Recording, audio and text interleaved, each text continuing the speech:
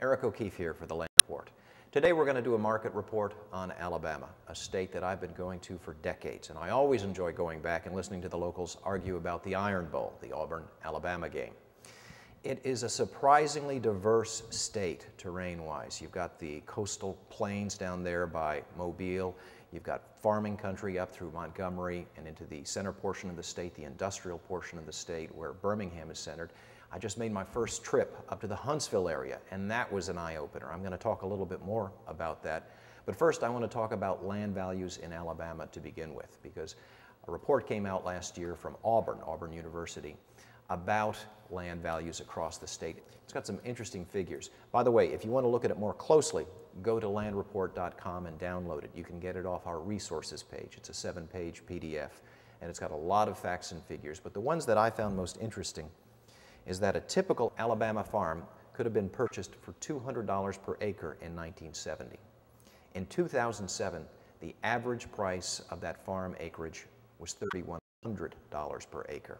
So values increased 1,450% over the period, or 40.3% per year, according to Auburn University.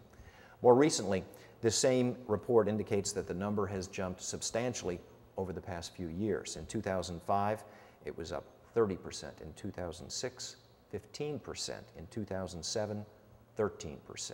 So obviously, Alabama is a strong state for investing and owning land. There are a variety of different reasons for it. Not only the agricultural component, but also because Alabamans love to be out on the land. These folks love to get out and hunt. They love to get out and fish. They like to be on the land. They like to be on the water. To me, one of the most interesting aspects that's driving growth in this market is the fact that you have a city like Huntsville, which is one of the larger cities in Alabama, that has set itself up as a kind of research and development area. It's not only got the Redstone Arsenal and the Space Center, but that's attracting a lot of high-paying jobs with companies like Boeing, Raytheon, Northrop. They're moving there because there's an affordable cost of living, because Alabama has one of the lowest taxation rates. I've seen figures that say it's 48th out of the 50 states in the country. And you've got such great recreational opportunities on the land. You've got the Robert Trent Jones Golf Trail up there. You've got all sorts of national forests, parklands. The terrain, I was very surprised when I toured northern Alabama because it looked more like New England than the South.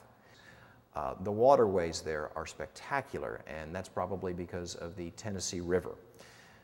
Though I always thought that it was primarily in Tennessee, it actually starts in northeast Tennessee and spends 100 miles coursing through northern Alabama. I had a chance to go out on Lake Guntersville, which is the largest lake in Alabama. It's right there, and it was created by damming up the Tennessee River.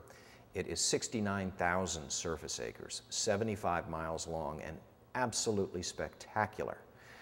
But the surprising thing about it is it's less than half an hour to Huntsville, with all the infrastructure and all the amenities and all the medical services and everything you might want in a major urban area.